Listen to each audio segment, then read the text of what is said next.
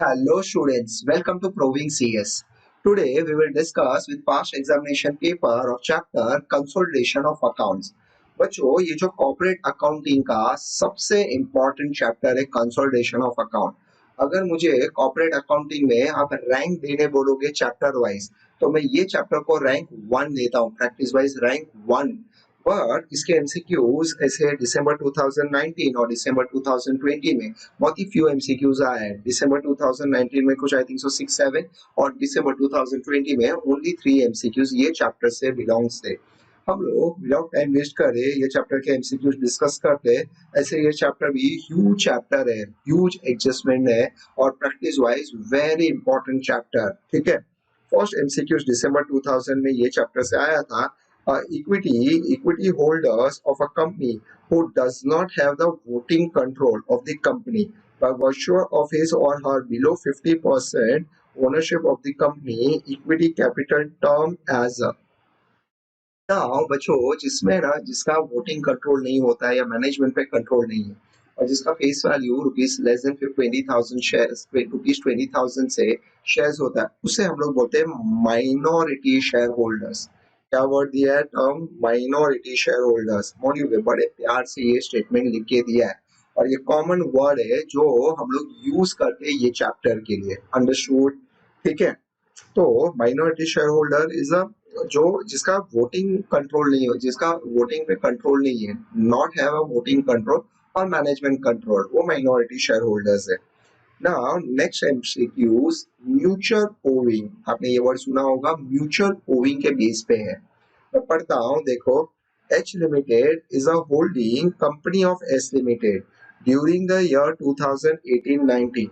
Bill receivable amounted to rupees 4 lakhs out of total bill receivable of rupees 5 lakhs, ठीक है, received from S Limited were discounted by H Limited and S Limited had endorsed to its creditors all the bill receivable from H Limited amounted to rupees 3 lakhs. At the end of the year, the amount of mutual debtors will be। आपको पहले rule पता होना चाहिए। Mutual owing का एक rule है जो दोनों के बैलेंस शीट में अपीयर होना चाहिए अमाउंट। फॉर एग्जांपल मैं होल्डिंग कंपनी हूँ, तुम सब्सिडरी कंपनी हो। सपोज मैंने तुम्हें गुड्स सोल्ड किया था ऑन क्रेडिट, मैंने तुम्हें सोल्ड किया था गुड्स ऑन क्रेडिट, तो मैं होल्डिंग हूँ, मेरे लिए डेटर्स और तुम्हारे लिए वही चीज क्रेडिटर्स होगा। ऐसे मैं 100 लोग को बेचूंगा ऑन क्रेडिट पे। बट म्यूचुअल ओविंग होता है जो तुम्हारे और मेरे बीच में डील होती है और मेरे बैलेंस शीट में और तुम्हारे बैलेंस शीट में अपीयर होना चाहिए। अंडरस्टूड? उसे बोलते हैं म्यूचुअल ओविंग। नॉर्मली जो बिल होता है, बिल अगर मैंने तुम्हारे पे बिल ड्रॉ किया है तो मेरे लिए बिल रिसीवेबल, तुम्हारे लिए बिल्स पेएबल। अगर बिल ये बिल का मैंने एंडोर्स कर दिया है या ये बिल को मैंने डिस्काउंट कर दिया है एट अ बैंक, तो ये म्यूचुअल ओविंग नहीं होता है क्योंकि मैंने उसे एंडोर्स कर दिया है और डिस्काउंट करा दिया है, तो मेरे बैलेंस शीट में अपीयर नहीं है बट वो तुम्हारे बैलेंस शीट में अपीयर है, इसे म्यूचुअल ओविंग नहीं बोलते। अंडरस्टूड? तो म्यूचुअल ओविंग का सिंपली रूल है कि हमारे दोनों के बैलेंस शीट में अपीयर होना चाहिए। तो उसके लॉजिक वाइज म्यूचुअल डेटर्स जो है वो 1 लाख रुपीज होगा।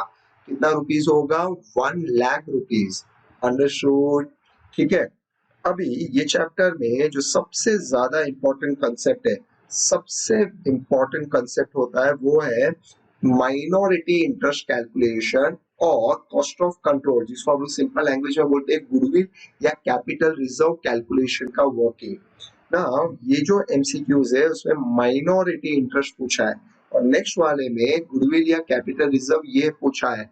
ये चैप्टर का सबसे इंपॉर्टेंट कंसेप्ट होता है जो एग्जाम में आने के फुल चांसेस होते हैं, राइट? तो एमसीक्यूज नंबर 3 हम लोग रीड करें। चलो रीड करता हूँ। 1 अप्रैल 2019 H limited purchase 16 lakhs equity shares out of 20 lakhs। बच्चों 20 lakhs में से 16 लाख हमारे ने परचेज किया है तो कैलसी 16 डिवाइड बाई 20 इंटू 100, तो होल्डिंग का प्रपोर्शन कितना है? 80%। तो माइनॉरिटी कितना होगा? 20%। Perfect.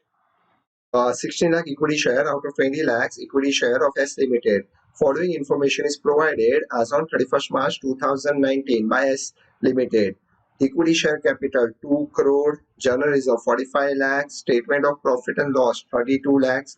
On 1st April 2019, a machine of S Limited revalued by H Limited 25% above its book value of rupees 12,50,000.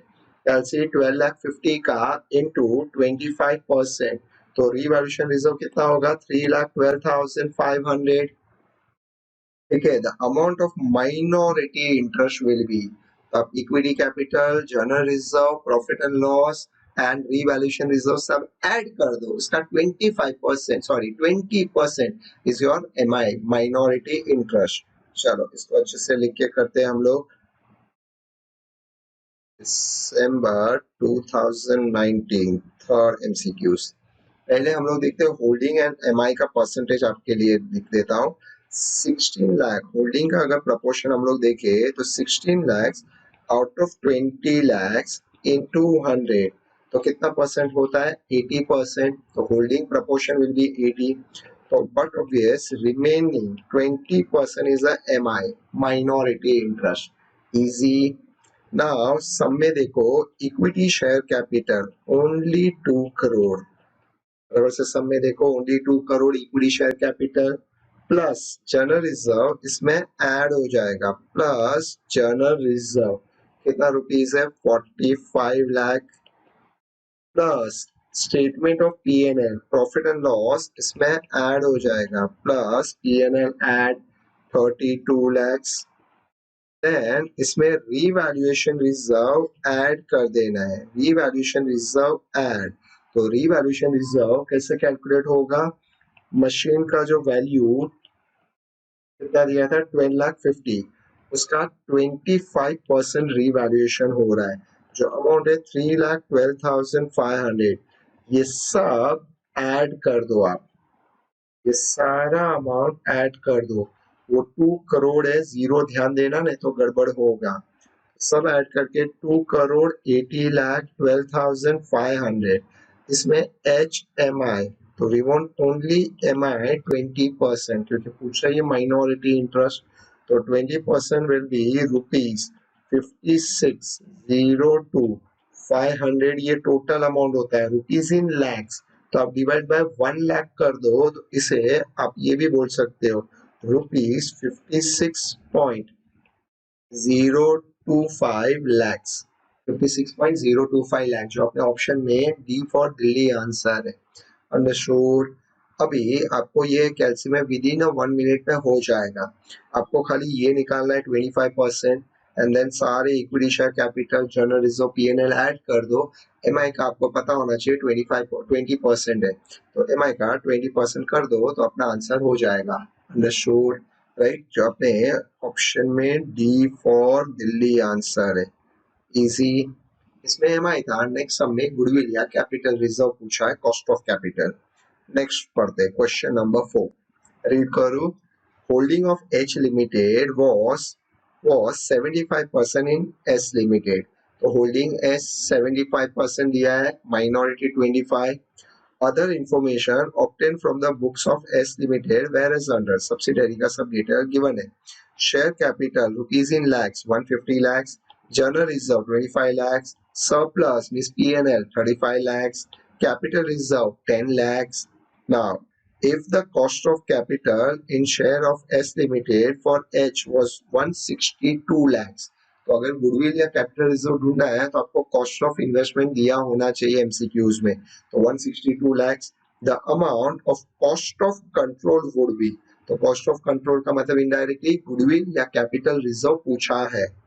ठीक है, चलो प्रैक्टिकल है, अच्छे से लिख के सॉल्व करता हूँ. देखो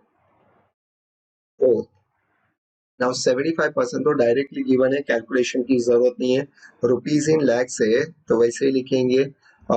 equity share 150 lakhs plus general reserve add होगा.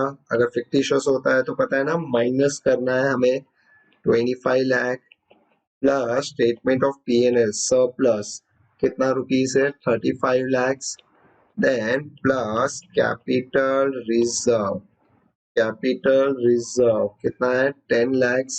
सब ऐड कर दो 150 plus 25 plus 35 plus 10 220 lakhs. Now ये डिवाइड हो जाएगा एच एम आई में। नाउ एम आई अपना लुकआउट नहीं है, एच अपना लुकआउट है जो है 75%। 220 lakhs का into 75% gives you 165 lakhs। इसमें से minus cost of capital 162 lakh. तो लॉजिकली देखो 165 का जो वर्थ है वो हमने 162 लैक्स में खरीदा, तो आपका 3 लैक्स क्या हो जाएगा, कैपिटल रिजर्व। अंडरस्टूड। जो 165 की चीज है वो हमने 162 में खरीद लिया, तो 3 लाख का अपने लिए कैपिटल प्रॉफिट है, कैपिटल रिजर्व। तो ऑप्शन में capital reserve 3 lakh, capital reserve 3 lakh C answer है। अब ये गुडविल या कैपिटल रिजर्व ध्यान देना, it's 3 lakh capital reserve, C option है।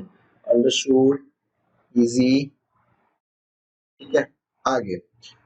The main purpose of the preparation of consolidated statement is, अब अपने मॉड्यूल में देखोगे तो सब चीज लिखा है उसमें, एकदम अच्छे से क्लियरली लाइन लिखा है। The main purpose of preparation of consolidated statement is to reflect a true and fair view of the position and the profit or loss of the holding company group। Group को comma में लिया हुआ है। Understood. C is a proper answer. अभी अगर कोई इसमें comment करते हैं कि एज पर AS21, तो मेन पर्पस कंप्लाइंट AS21 नहीं है, AS21 वाइज तो ये चैप्टर बना हुआ है। Understood. Satisfy the legal provision of the company act 2013, ये भी फेयर है। ऑल ऑफ द अबव भी एक बार पॉसिबल है, बट अपने मॉड्यूल में क्लियरली दिया है the main purpose of the preparation of consolidation statement, ये सी फेयर। तो ये 5 ही आया था दिसंबर 2019 में, और दिसंबर 2020 में ओनली 3 MCQs थे। बट ये मैं बताऊं, ये अपने मॉड्यूल में एक्सरसाइज में ये सम दिया हुआ है। जो मॉड्यूल में नीचे प्रैक्टिस सम्स देते हैं, एक्सरसाइज सम, उसमें ये सम है। I can say very nice sum, very tricky and very good sum. अगर तुम्हें ये चैप्टर अच्छे से आता है तो ही ये तुम्हारे से क्रैक होगा, नहीं तो नहीं। हाँ, अगर मॉड्यूल से वो नीचे पढ़ लिया है ऑप्शन में तो डायरेक्ट आंसर आप टिक कर सकते हो। मैं आराम से सॉल्व करता हूँ, बराबर से देखना। On 30th June 2018, two-thirds of the share of S Limited with total capital of rupees 48 lakh was acquired by H Limited. The balance sheet of S Limited showed a debit balance of rupees 24 lakhs. Right? Debit balance on 1st Jan 2018 and credit balance of 14 lakh 40 on 31st December 2018. तो आपको पता होगा debit balance का मतलब क्या होता है, loss, और क्रेडिट बैलेंस का मतलब क्या होता है, profit. Now the investment by H Limited in share of S Limited is rupees 36 lakhs. Calculate cost of control in this acquisition. Cost of control means goodwill या capital reserve. तो total capital 48 lakhs given है। अभी तुम्हें main P&L को pre post करना है। अभी हमारा देखो ओपनिंग 1st जैन है, ईयर एंडिंग 31st दिसंबर है, और हमने अक्वायर्ड किया है 30th जून। तो जैन फेब मार्च अप्रैल मई जून, तो 6 मंथ्स हो गया ड्यूरेशन। ये जो 40 lakhs 8 lakhs है वो तो ऑलवेज प्री। नाउ इसमें मेन P&L को आपको प्री पोस्ट करना है। P&L को, ये जो डेबिट बैलेंस और क्रेडिट बैलेंस है उसका मेन गेम है। तो दिसंबर 2020 फर्स्ट MCQs, दिसंबर 2020 फर्स्ट। आराम से देखना, मैं P&L को प्री पोस्ट करने सिखाता हूँ आपको, बस वो बताता हूँ, उसके लिए मेन वर्किंग मुझे लगेगा। 1-1 क्वेश्चन में आप देखो ओपनिंग क्लोजिंग डेट दिया है 1-1, क्या दिया है ओपनिंग 1-1-2018। Yes, year 2018 है, 1-1-2018, क्लोजिंग विल बी 31-12-2018। अक्वायर्ड हमने किया है 30th जून 2018। परफेक्ट, ये हमने अक्वायर्ड किया है वो डेट। तो आपका प्री कितना काउंट होगा, 6 months, and post will be 6 months. Now goodwill capital reserve, तो हमें प्री ड्यूरेशन का चाहिए। 1st जैन को डेबिट बैलेंस था, उसका मतलब 1st जैन को ही ओपनिंग लॉस है 24 lakhs। यहाँ पे ओपनिंग 24 लाख लॉस, तो ये लॉस प्री का रहेगा। अंडरस्टूड, लॉस प्री का।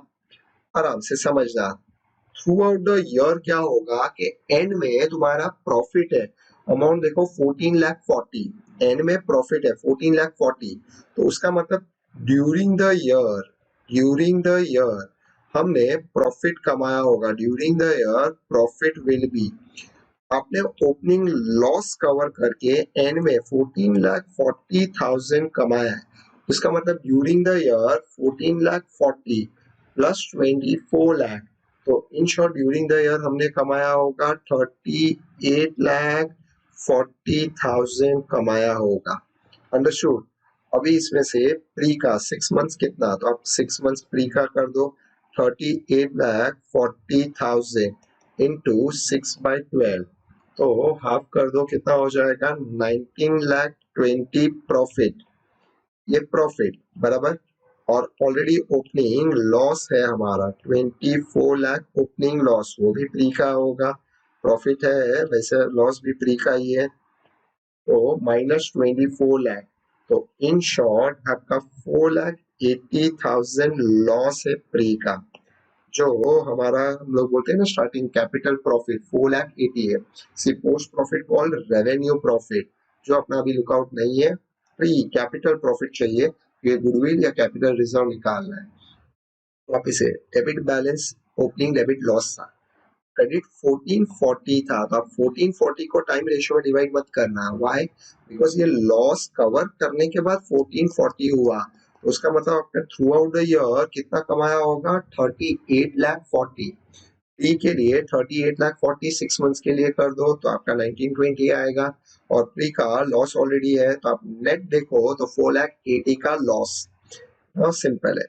सब में equity share capital always pre कितना रुपीज है 48 lakhs, प्री का लॉस, प्री का जो पीएनएल है वो प्री का 4,80,000, तो indirectly 48 lakh minus 4,80,000 gives you 43,20,000, या एच एम आई में डिवाइड करो तो एच का 2/3 है इसमें से, इंटू 2 डिवाइडेड बाई 3, वो अमाउंट आता है 28,80,000, ये 2880 वाली चीज हमने कॉस्ट ऑफ इन्वेस्टमेंट कितने में बाई किया है, देखो कॉस्ट ऑफ इन्वेस्टमेंट दिया है सब में, cost of investment 36 lakhs, 36 lakhs, perfect. Now सब में गुडविल या कैपिटल रिजर्व वर्ड नहीं यूज किया है, बट आपका 7,20,000 है, इन शॉर्ट गुडविल लॉस, क्योंकि 28,80,000 की चीज आपने 36 lakhs में खरीदा है, तो आपने हायर वैल्यू पे किया है, तो 7,20,000 इज अ लॉस गुडविल, तो सब में देखो ए करेक्ट आंसर है, अपने मॉड्यूल में भी वो लोग ने 7,20,000 आंसर दिया है एज अ गुडविल लिख के, बट यहाँ पे ऑप्शन में नहीं दिया था, ओनली 7,20,000 मैच हो रहा है, इजी। तो आपको पीएनएल 4,80,000 प्री का पर आना चाहिए, लॉस हो भी, तो 48 लाख माइनस दिस 2/3, यहाँ पे देखो 2/3 दिया हुआ है, 2/3 का मतलब 66.6666%, 2/3 कर दो और उसमें से ये 36 lakhs माइनस कर दो सिंपल। चलो next one, the total capital of the subsidiary company is rupees 6 lakhs, and out of this 2,40,000 owed by holding company, what is the amount of minority interest if percentage of outside shareholder is 20%, तो ना जो minority interest का आपको calculate करना है, तो आपको जो टोटल होता है ना, टोटल उसका 20% करना है, टोटल का, इट्स नॉट के होल्डिंग पूरे में से 3 लाख में से, तो 3 लाख का इंटू 20%, तो अपना आंसर क्या आएगा बी 60,000, जो 3 लाख से उसका 20% आपको कर देना है, तो वो आंसर रहेगा। Understood. Now, profit on revaluation of assets to be shown as a dash in consolidated balance sheet. अभी बच्चों अगेन अपने सजेस्टेड आंसर में इसका आंसर कैपिटल रिजर्व दिया है, जबकि profit on revaluation of assets to be shown as a consolidated balance sheet, ठीक है, अंडर, तो प्रॉफिट ऑन रिवैल्यूएशन रिजर्व तो आपका प्री या पोस्ट में एडजस्ट, प्री में एडजस्ट होता है, इसे कंसीडर एज अ प्री, फिर वो गुडविल या कैपिटल रिजर्व के वर्किंग में कन्वर्ट हो जाता है, राइट। इसीलिए इसका answer none of the above perfect है। और अपने लिए वो लोग ने सजेस्टेड में कैपिटल रिजर्व मेंशन किया है। तो अगेन ये एमसीक्यूज अगेन अंडर डिस्प्यूट है। Like profit on revaluation of assets, अगर ये कंसोलिडेटेड नहीं होता तो it's goes to capital reserve, capital profit होता है तो it's capital profit. But again they mention in consolidated consolidation balance sheet, तो वो तुम्हारी गुडविल या कैपिटल रिजर्व के वर्किंग में आता है। तो that's why none of the above perfect option रहेगा। अंडरस्टूड? ठीक है, चलो, टेक केयर बच्चों, वर्क हार्ड, स्टडी हार्ड। ठीक है, नेक्स्ट वीडियो मिलते हैं। टेक केयर बच्चों, गॉड ब्लेस यू।